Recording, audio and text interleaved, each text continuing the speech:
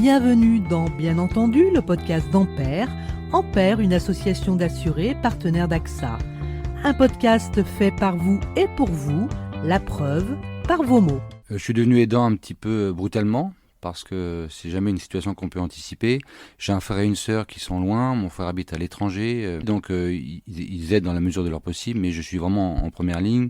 Concrètement, étant au travail, je me dégage 2 fois une demi-journée par semaine pour pouvoir aider ma mère qui a 86 ans. Mon père, après 12 mois d'hospitalisation, est donc revenu chez lui. C'est elle qui est en première ligne. Le système qui a été mis en place était un système dirigé par l'hôpital, mais ce n'est pas une hospitalisation à domicile classique. C'est plutôt un organisme privé qui se charge de fournir des infirmiers, des kinés pour les besoins de mon père. Et c'est vrai que je ne suis pas en totale maîtrise de la chose. Ma mère est encore assez active, donc elle s'en occupe bien. Mais c'est vrai que le souci, c'est qu'on n'a pas une personne dédiée à ça. C'est pas coordonné par une seule personne. Donc on est obligé un peu de contacter des organismes différents en fonction des situations. Donc si ça devait se dégrader, je suis un peu perplexe parce que j'espère que on aura les moyens de réagir et de trouver des solutions n'ayant pas d'interlocuteurs privilégiés. On est un peu perdu pour ne rien vous cacher. Bien sûr qu'ils sont perdus parce que d'abord, il faut recontextualiser. Si vous voulez, l'aidant, il est dans une période à ce moment-là de forte émotion. Il est submergé par cette émotion. La voix que vous venez d'entendre est celle de Claudie Culac. Elle répond à Stéphane, 60 ans, adhérent Ampère, qui exprime son désarroi face à la position d'aidant. Claudie Culac connaît bien cette situation. Elle a elle-même été aidante pendant de longues années avant de cofonder la Compagnie des aidants, une association qui a pour vocation de constituer une communauté nationale de proches aidants. Rapprocher et former les aidants, c'est son programme. Vous apprenez que votre proche est malade ou qu'il a eu un accident, enfin que son pronostic vital est engagé. Donc évidemment que l'émotion est forte et que à ce moment-là, on est secoué par cette émotion. Et tout se précipite en même temps. C'est-à-dire que en fait, c'est pas un problème qu'il faut régler, c'est 15, 20, 30 problèmes qu'il faut régler en même temps. Il faut que vous organisiez son retour à domicile, ça veut dire des aides à domicile, ça veut dire qu'il faut équiper le domicile, trouver du partage de repas. Donc si les gens ne connaissent pas le centre communal d'action sociale, le centre local d'information et de communication, le CLIC, alors là, ça devient extrêmement compliqué. En moyenne, c'est 226 km qui séparent les dents de son proche. Donc ça veut dire qu'il faut aller auprès de son DRH pour dire j'ai besoin de temps. Vous voyez la complexité. Est-ce que le mot aidant a été bénéfique, salvateur? Est-ce que le mot aidant a été une aide? Vous savez, on est passé en 2 ans de temps de 20% des aidants qui se reconnaissaient à aujourd'hui, 1 Français sur 2 se reconnaît comme aidant et connaît le terme d'aidant. C'est très important parce que ça permet pour beaucoup de comprendre que derrière ce terme-là, il y a d'abord une réalité qui est la perte d'autonomie. Alors la perte d'autonomie ne veut pas dire seulement le grand âge, ça peut être un accident de la vie, ça peut être le handicap, donc ils prennent conscience de leur fragilité aussi. Ils prennent conscience aussi qu'en étant aidant derrière, il y a des droits, comme vous voyez par exemple le congé de proche aidant qu'on a réussi à faire mettre en place et qui maintenant est indemnisé, même si c'est pas suffisant, mais c'est déjà un premier pas. C'est un sujet dont il faut parler aujourd'hui dans la sphère publique, c'est ce qu'on fait nous avec nos tournées, pour améliorer la condition des proches qui accompagnent un proche fragilisé. Votre association est un magnifique observatoire. Est-ce que l'entraide, l'écoute de l'autre, du père, c'est important pour les aidants? Et oui, parce que vous voyez, moi au départ, quand j'ai imaginé ma plateforme, je pensais juste que c'était des gens qui pouvaient changer par internet pour se donner leurs bonnes pratiques, vous voyez, donner les professionnels qu'ils connaissaient sur le territoire. Et en fait, très vite, on s'est rendu compte qu'il y avait beaucoup d'aidants qui se rencontraient en dehors de nous et qui prenaient un petit café ensemble, qui pouvaient échanger. Quoi de mieux que la paire aidance, en fait.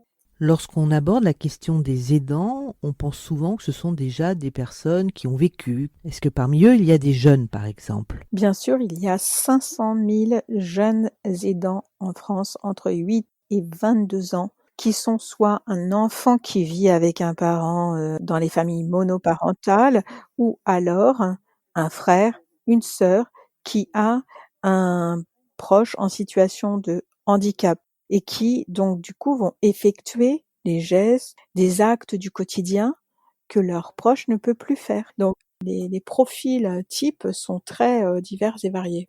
Quel est le point commun des aidants? Je dirais que globalement, ce qui ressort, c'est l'aidant veut toujours faire mieux. Il est très impliqué auprès de son proche parce qu'un aidant, c'est un aimant, hein. C'est quelqu'un qui aime son proche. Donc, ils veulent bien faire, ils veulent avoir toutes les informations nécessaires pour cet accompagnement. Souvent, ils ne savent pas où trouver ces informations parce que comme on ne fait pas de pédagogie sur la perte d'autonomie, les gens ne savent pas à qui s'adresser. Nous, on essaie de faire un état des lieux à 360 degrés de la problématique. Une fois qu'on a ces informations, on peut individuellement proposer vraiment des solutions qui sont parfaitement adaptées à la perte d'autonomie de ce proche-là. Alors, certains aidants sont des actifs, ils ont un salaire dont ils ont évidemment besoin. S'ils ne peuvent plus travailler, que se passe-t-il? La réalité, c'est que 62% des aidants sont des actifs. Le problème de conciliation vie professionnelle et vie perso, forcément, peut être très compliqué à ce moment-là. Donc, la loi ASV a mis en place le congé de proche aidant. Un congé qui, à l'époque, n'était pas du tout indemnisé. Donc, nous, association, on a dit non, ça, c'est pas possible. Parce que quand un aidant accompagne un proche fragilisé, il a besoin de son salaire. Parce que, en fait, ça a un coût d'accompagner un proche fragilisé. Donc, aucun salarié n'a pris ce congé de proche aidant puisqu'il n'était pas indemnisé. Donc, du coup, ils ont continué à prendre des congés de maladie. Et donc, là, on vient d'obtenir l'indemnité de congé de proche aidant. Nous, on est ravis, c'est un premier pas.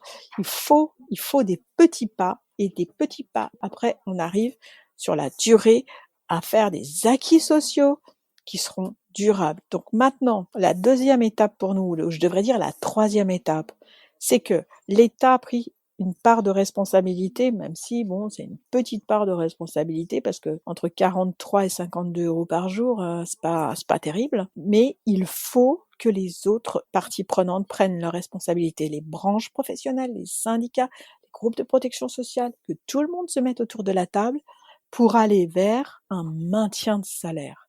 Parce qu'un salarié ne peut pas se passer de son salaire quand il accompagne un proche fragilisé. Cet aidant actif n'est pas un tir au flanc, parce qu'on sait, il y a des études qui ont été menées, que le travail, c'est du répit pour le salarié. Et qu'en plus de ça, souvent, dans les couples, c'est la femme qui aide et parfois c'est le seul salaire qui rentre à domicile. Il y a une grande avancée aussi qu'on a réussi à pousser, c'est le relayage. Il y a une expérimentation actuellement, puisque en fait, ce qui bloquait, c'était le droit du travail, puisque un salarié ne peut pas travailler plus de 13 heures d'affilée. Et donc, c'est ce qui gênait en fait le développement du relayage en France. Normalement, je pense qu'en 2021, les résultats seront positifs et que cette solution pourra être essaimée parce que c'est vraiment une solution extraordinaire pour qu'une professionnelle vienne au domicile prendre la place de l'aidant pour que l'aidant, par exemple, continue à mener sa propre vie et peut-être puisse aussi se faire soigner puisqu'on sait que 20% des aidants repoussent voire renoncent à leurs soins. Et donc, pour nous, le relayage, c'est ça aussi, c'est-à-dire c'est prendre soin des aidants. Et enfin, ce relayage est vertueux parce qu'il peut aussi permettre à des femmes ou des hommes qui ont des petites retraites, qui auraient suivi la formation, de gagner un petit peu d'argent pour mettre un peu de beurre dans les épinards. Au cours des 10 dernières années, une véritable prise de conscience s'est faite. Celle-ci s'est traduite par les mesures que vous venez d'énoncer, c'est-à-dire le droit au répit, l'indemnité de proche aidant. Des mesures qui peuvent encore évoluer positivement, sans doute, et qui viennent s'ajouter à des dispositifs comme l'assurance prévoyance ou l'assurance dépendance. Ampère rappelle que selon un récent sondage Odoxa, 72% des Français se disent prêts à souscrire l'assurance dépendance. Cette couverture qui prévoit le versement d'une rente viagère, servie jusqu'au décès, en cas de perte d'autonomie, met à disposition de nombreux services comme la recherche d'aide, le soutien psychologique, l'aménagement du domicile. Rappelons-le, aujourd'hui, plus d'1 million de Français sont dépendants. En 2060, ce seront 2 millions. Claudie Culac, merci pour cet entretien. Merci.